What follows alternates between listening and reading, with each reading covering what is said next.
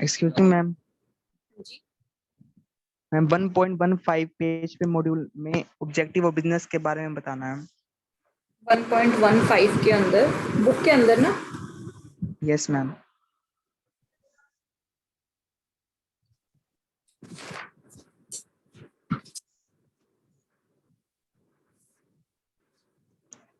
ये diagram given है, हम इसको एक्सप्लेन करना। ये जो 3 आपके सर्कल बने हुए हैं, ये यस मैम।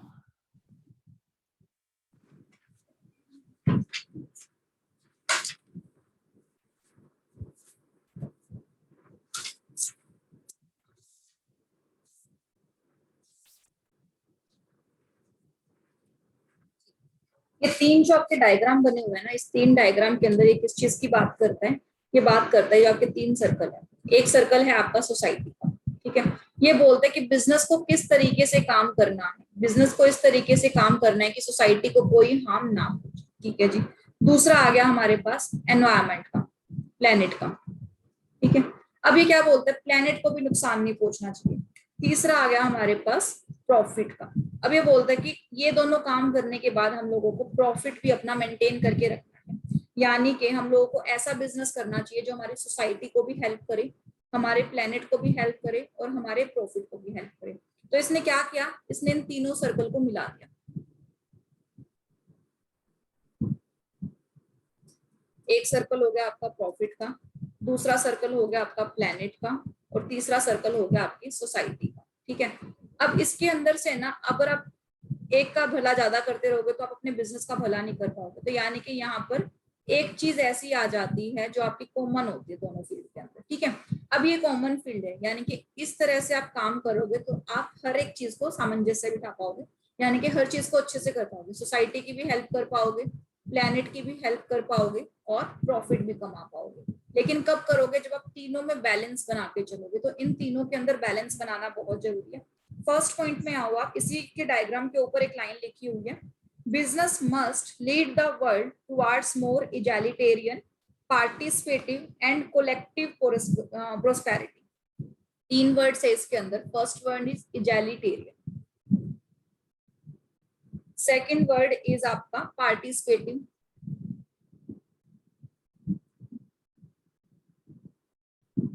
थर्ड वर्ड क्या है हमारे पास? कोलेक्टिव, ठीक है। अब जो इगैलिटेरियन है ये क्या बोलता है? ये बोलता है कि सबके राइट्स को सिक्योर करके रखना है, यानी कि secure everyone rights, everyone right. हर एक की राइट को सिक्योर करके चलोगे ना तो बिजनेस जो है आपका स्मूथ चलेगा, बिल्कुल फ्रीली चलेगा। पार्टिसिपेटिव क्या बोलता है? पार्टिसिपेटिव बोलता है कि आपको अपने एनवायरनमेंट के अंदर भी पार्टिसिपेट करना चाहिए, ठीक है। कोलेक्टिव क्या बोलता है? सोसाइटी को साथ लेकर आप चलो, यानी कि सबके राइट्स को मेंटेन करके चलो, लोगों को साथ लेकर चलो, कोलेक्टिव एक्शन लो।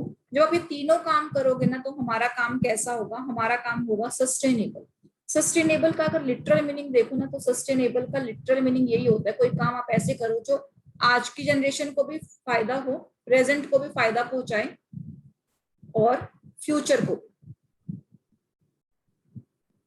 यानी कि जो आज और फ्यूचर दोनों में हेल्प करे, उस चीज को बोला जाता है सस्टेनेबल। तो जो चीज दोनों को हेल्प करती है that is our sustainable approach.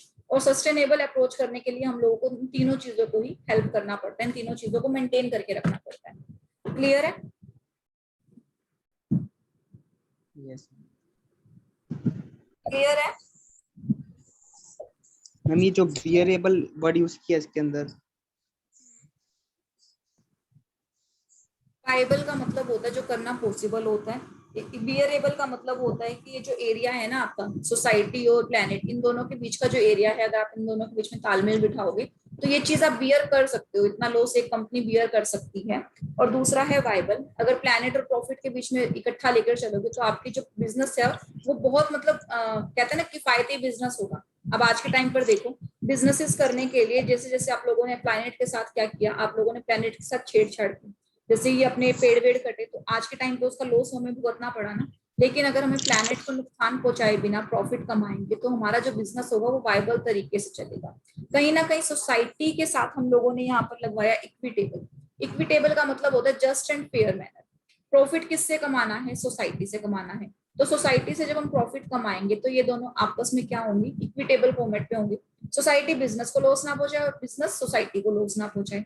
और इन तीनों के बीच में एक पॉइंट होता है जिसको बोलते हैं सस्टेनेबल। ये जो दोनों आपस में है ना, इनके ऊपर ये बियरेबल फैक्टर है। यानी कि सोसाइटी का बियर होता है प्लैनेट पे और प्लैनेट का बियर होता है जो सोसाइटी के ऊपर होता है। तीनों का जो एक कोर एरिया है, यानी कि तीनों जो आपस में भिड़ते हैं जिस पॉइंट पे, वो पॉइंट होता है हमारा सस्टेनेबिलिटी का पॉइंट, जहां पर तीनों एक दूसरे के बारे में सोचते हैं। किफायती लिख सकते हो बाइबल के साथ। मैम मॉड्यूल में क्वेश्चन नंबर 21 बता दो प्लीज। मॉड्यूल का क्वेश्चन नंबर 21।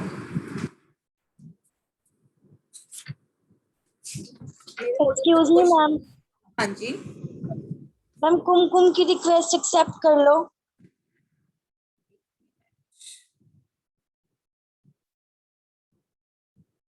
मेरे मॉड्यूल में तो आपका क्वेश्चन नंबर 21 है ही नहीं। आप बताओ क्वेश्चन नंबर 21 कौन सा है? The attribute of a profession does not include, ma'am options है, rendering of specialized nature of services, B certificate of service आप एक from काम करो, government। मुझे व्हाट्सएप कर दो एक बार। Yes ma'am.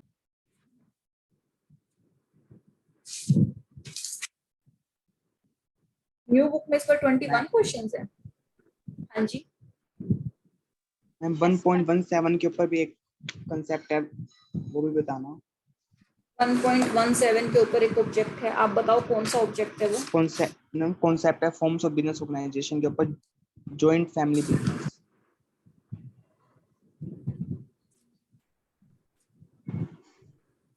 जॉइंट फैमिली वाला कौन सा पॉइंट? बिजनेस में भी ओन सिंगली और जॉइंटली, मैम ये पॉइंट है उसके अंदर second paragraph. Maybe own jointly and single. ये वाला joint family business, a concept peculiar to Hindu undivided family in India. No ma'am, forms of business organization में 1.5 1.17 पेज नंबर है। Actually जो ये है ना आपका 1.5 तो मैं पहुंच गई हूँ फॉर्म्स ऑफ बिजनेस ऑर्गेनाइजेशन के अंदर। इसके अंदर आपके पास दो की पॉइंट्स हैं, business ownership is a bundle of rights और बिजनेस में भी ओन सिंगली और जॉइंटली। सेकंड पॉइंट का बात कर रहे हो ना, बिजनेस में भी ओन सिंगली और जॉइंटली। Yes ma'am. हाँ, इसका सेकंड पैराग्राफ। Yes ma'am. ठीक है, इसके सेकंड पैराग्राफ में क्या है? जॉइंट फैमिली बिजनेस की बात करता है। A concept peculiar to Hindu undivided family in India views business as a family property and vests its ownership among the members of the family. Here the sharing of the ownership is guided not as much as by the possibility of raising large sum of capital or diffusion of business risk as it is guided by the consideration of equitable of ownership rights among the family members. क्या बोलते हैं यहाँ पर?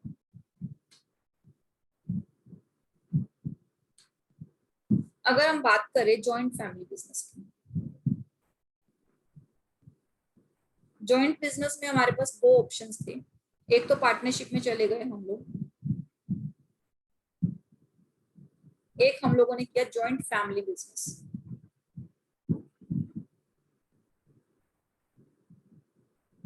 ठीक है, partnership में चले गए तो हमारे पास बेनिफिट क्या है? कैपिटल बहुत जगह से आ जाती है हमारे पास। ठीक है, रिस्क अलग अलग फैमिलीज में डिवाइड हो जाते हैं क्योंकि सारे के सारे लोग एक ही फैमिली के तो है नहीं, अलग अलग फैमिली के हैं, तो कैपिटल भी बाइफरकेटेड है, रिस्क भी बाइफरकेटेड है और इसीलिए हमारा जो बर्डन है वो भी बाइफरकेटेड है। ठीक है, अब जॉइंट हिंदू फैमिली में कितने लोग काम करते हैं? कोई अननोन तो होता ही नहीं, सारे के सारे फैमिली मेंबर्स होते हैं। तो कहीं ना कहीं मैं बात करूं तो कैपिटल तो जो फैमिली के पास है वही कैपिटल हम एचयूएफ में लगाएंगे, कोई बाहर से तो और कोई कैपिटल आना नहीं। जितना भी एक फैमिली के पास कैपिटल होता है वही सारी इंक्लूड होगी इसके अंदर। ठीक है जी, अब अगर बिजनेस में रिस्क आया तो वो सारा है तो फैमिली का ही रिस्क ना, एक ही फैमिली पे डलेगा, रिस्क भी आपका डाइवर्सिफाई नहीं हुआ। ठीक है, तो इसका इकलौता मकसद क्या है? इसका इकलौता मकसद यही है आपको ओनरशिप दिलाना फैमिली बिजनेस के अंदर, यानी कि आपकी जो ओनरशिप है अब डिफ्यूज हो जाएगी, अब सिंगल पर्सन की ओनरशिप नहीं रहेगी। ओनरशिप दो तरह की होती है, एक होती है सेंट्रलाइज्ड, एक होती है हमारी स्कैटर्ड या डिसेंट्रलाइज्ड। सेंट्रलाइज्ड का मतलब क्या है, एक ही बंदा ओनर है, सारे पावर इसी के पास है। स्कैटर्ड के अंदर क्या है, मतलब मोर देन वन, जितने भी मेंबर्स हैं उन सबके अंदर आपने ओनरशिप बांट दी। जैसे कि कंपनीज की स्कैटर्ड ओनरशिप होती है, पार्टनरशिप की स्कैटर्ड ओनरशिप होती है जिसको हम को पार्टनरशिप बोलते हैं, वैसे ही जॉइंट फैमिली की जो ओनरशिप है वो भी स्कैटर्ड होती है जिसको हमने बोल दिया यहाँ पर डिफ्यूज ओनरशिप। तो इसका एक इकलौता मकसद क्या है, इसको इकलौता मकसद यही है कि हमारा जो प्रॉफिट होगा या हमारी जो ओनरशिप होगी वो डिफ्यूज होगी। डिफ्यूज है तो हम लोगों का प्रॉफिट्स भी बटेगा सबके बीच में, कर्ता और मेंबर्स के बीच में इक्वल प्रॉफिट बचता है। तो प्रॉफिट कैसे बचेगा आपका, इक्वली। यहाँ पर कैसे बढ़ता था आपका प्रॉफिट, जैसे भी आपने डिसाइड किया है। यहाँ कैसे बटेगा आपका, इक्वल प्रॉफिट आपका बटेगा। तो ये सिर्फ आपका फॉर्मेट समझाया गया है कि जॉइंट फैमिली बिजनेस के अंदर एक्चुअल में होता क्या है। ये दोनों कहने को तो हमारे मेरिट्स हैं, बट अगर इन जनरल हम सोचे, एक फैमिली के पास जो एसेट्स होते हैं वो तो फैमिली की है ना, नई एसेट्स तो कोई लाया ही नहीं। तो उसी बिजनेस को लेकर आपको बस एचयूएफ बिजनेस के अंदर फॉर्म करना है। तो इनडायरेक्टली कैपिटल और रिस्क तो हमारा उतना ही रह गया, मतलब एक ही फैमिली का रह गया, तो एक ही फैमिली को झेलना पड़ेगा। ये कहने को है कि सारे को पार्टनर्स लायबल है, और सारे को पार्टनर्स लाएंगे कहाँ से, कर्ता से तो लाएंगे सारी प्रॉपर्टी, और अगली तो उनके पास कोई प्रॉपर्टी है नहीं। इस वजह से यहाँ पर सिर्फ इसका इकलौता मकसद डिफ्यूज ओनरशिप देना ही है, यानी कि इक्वल प्रॉफिट देना है अपने मेंबर्स को। क्लियर मैम, इसी पॉइंट में थर्ड पैराग्राफ की थर्ड लाइन का लास्ट वर्ड का मीनिंग नहीं आया। पॉइंट के अंदर थर्ड पैराग्राफ, ठीक है। Since business person owns the business, ये वाला। यस मैम, इस लाइन का लास्ट वर्ड का मीनिंग। वर्ड का मीनिंग मैं पूरा ही बता देती हूँ इसके अंदर। ज़ूफ्रक्ट्स का मीनिंग जानना चाह रहे हो वैसे आप बेसिकली? Yes ma'am. ठीक है, तो इसका मतलब है आपका since the business person owns the business with all its assets and liabilities, यानी कि अगर हम लोगों के पास एक सोल प्रोप्राइटर है,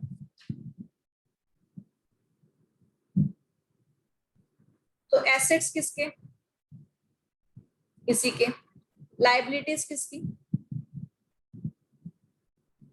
इसी बंदे की लायबिलिटीज है, ठीक है। अब इसी की एसेट्स है, इसी की लायबिलिटीज है। ऑल इट्स यूफ्रक्ट्स वेदर फेवरेबल और अनफेवरेबल, यानी कि इसका कहने का मतलब है यूफ्रक्ट्स होता है वैसे बेसिकली जो आप कलेक्ट करते हो या आपके एफर्ट्स के बाद आपके पास आता है।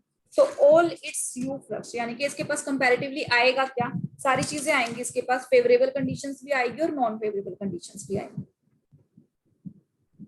Yes Priya. Ma'am forms of organisation का थर्ड पॉइंट बता दो। फॉर्म्स ऑफ ऑर्गेनाइजेशन का थर्ड पॉइंट, ठीक है बताती हूँ। और इससे पहले ये जो यूफ्रक्ट्स वाला था, इसका मतलब समझ में आया? इसका मतलब यही है कि जितना आपके पास आना है आपकी कैपेबिलिटीज के अकॉर्डिंग, यानी कि जितना आप बिजनेस में मेहनत डालोगे उतनी सारी चीजें आपके पास लोड कर आएंगी। Yes, और ma'am. एग्जैक्ट अगर डिक्शनरी मीनिंग देखकर बताना है तो आप 1 मिनट रुको, मैं अभी चेक करके बताती हूँ आपको।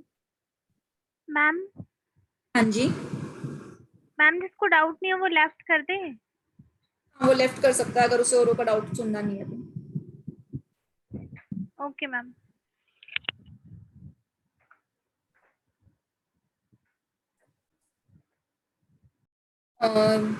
प्रिया आप फॉर्म्स ऑफ ऑर्गेनाइजेशन का कौन सा पॉइंट पूछ रहे थे? Ma'am third point. बिजनेस में भी ऑर्गेनाइज्ड एज प्रोप्राइटरी और कॉर्पोरेट कंसर्न। Yes ma'am. ठीक है, यहाँ पर थर्ड पॉइंट में क्या बोलता है, थर्ड पॉइंट में बोलता है कि बिजनेस को करने के लिए 2 तरीके हैं हमारे पास, जो हम लोगों ने फॉर्मेट्स में पढ़ा। बिजनेस को करने के लिए या तो आप आ जाओ प्रोप्राइटर फॉर्म में, यानी कि आपने अपने इंडिविजुअल का फॉर्म भर लिया, ठीक है। दूसरा आ जाओ आप अपने कॉर्पोरेट वाले, ठीक है। अब इसके अंदर ना लिमिटेशंस बहुत है, लिमिटेड आपकी लायबिलिटीज का बेनिफिट आपको मिल रहा है? बिल्कुल नहीं मिल रहा। लिमिटेड कैपिटल है आपके पास, लिमिटेड आपके पास कैपिटल है, लिमिटेड ह्यूमन रिसोर्स होंगे आपके पास, ठीक है। और आपके पास लिमिटेड ही ग्रोथ होगी। लेकिन जब आप इसको बड़े लेवल पे करना चाहते हो तो कॉर्पोरेट्स में आ जाओ, यहाँ पर आपको हर चीज का बेनिफिट मिलेगा। लायबिलिटीज कैसी हो जाएंगी, अनलिमिटेड।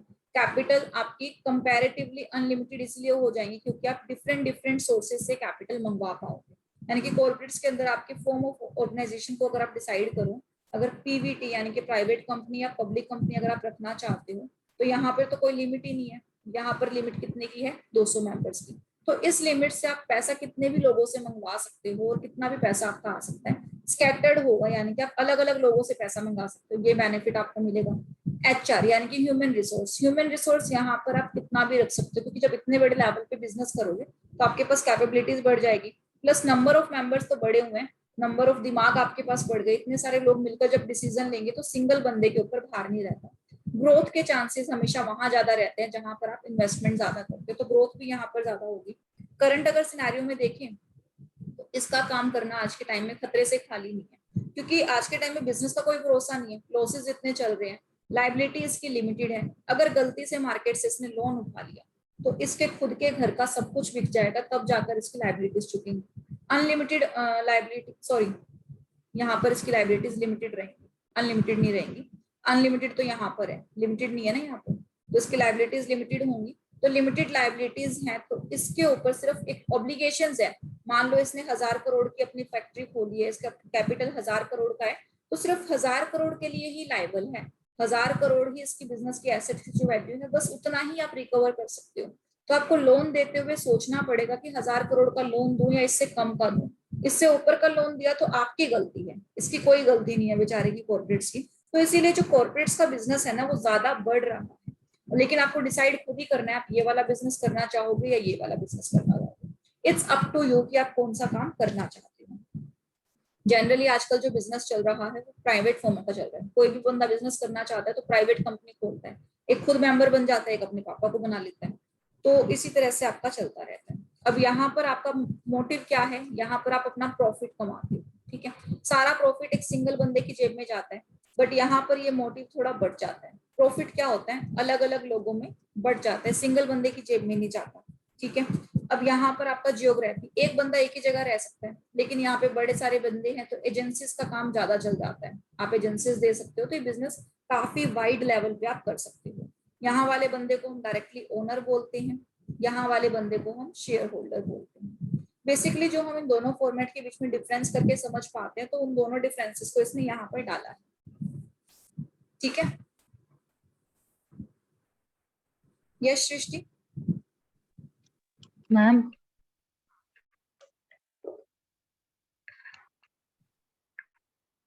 बताओ।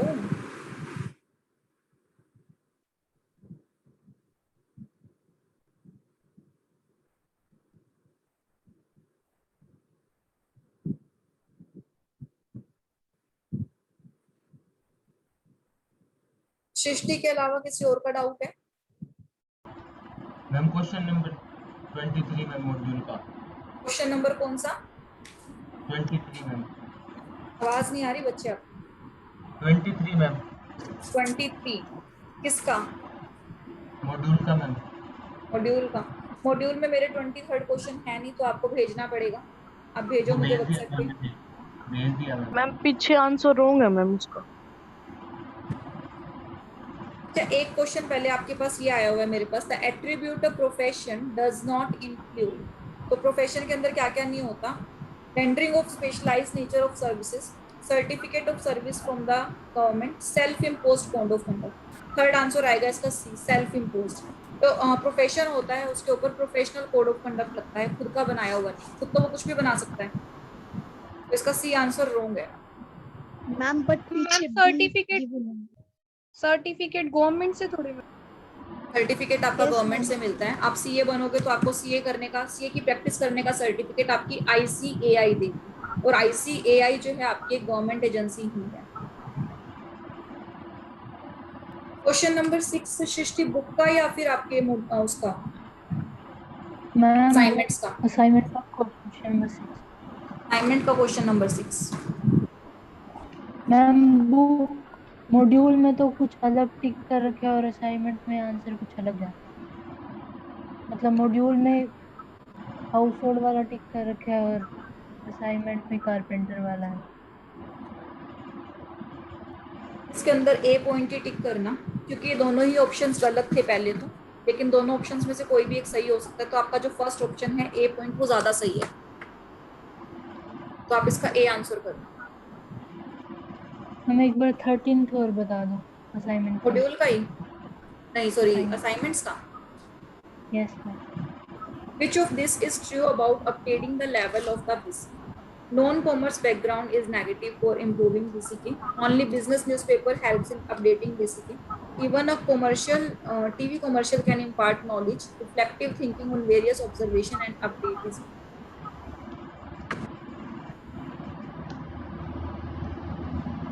फर्स्ट पॉइंट तो गलत है इसका। Non commerce background is a negative for improving BCK, वो भी कर सकते मैम हैं बाकी नेगेटिव। सारे तो सही हैं।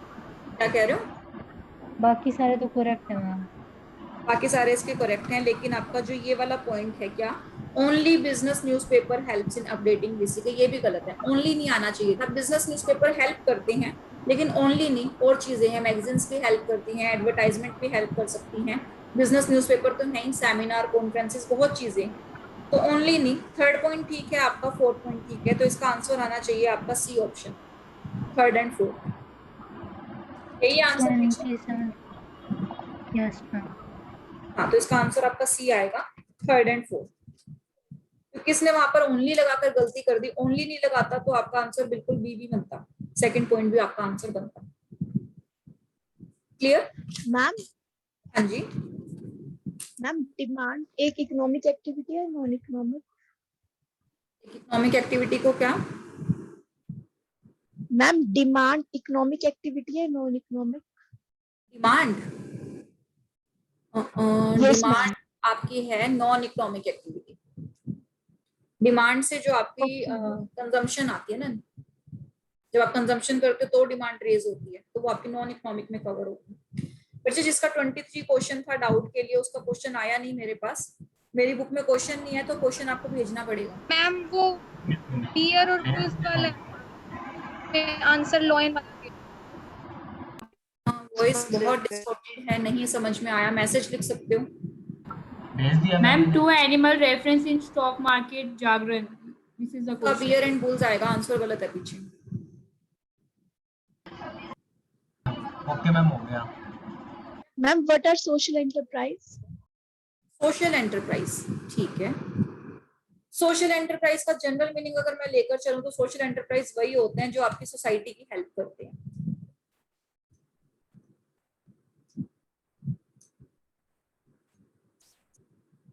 ऐसे बिजनेसेस जिसका की फोकस रहता है सोसाइटी पे।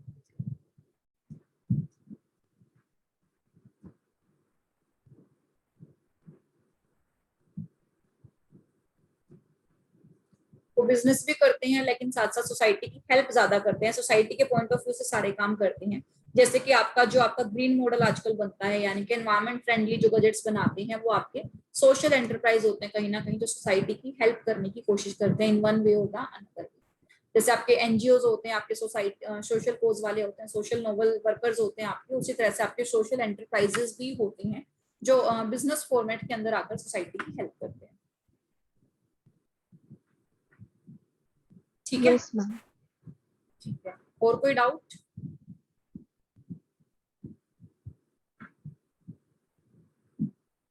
No ma'am. Clear, all clear?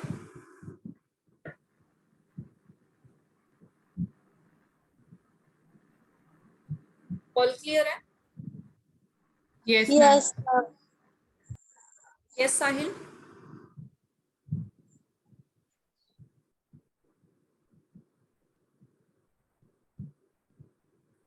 साहिल चला गया ना? चलो फिर, जिसका क्लियर है, जिसको और कोई डाउट नहीं है, वो लीव कर सकता है क्लास को, और जिसके डाउट हैं वो रह सकता है यहाँ पे। Thank you ma'am. Welcome. Thank you ma'am. Welcome.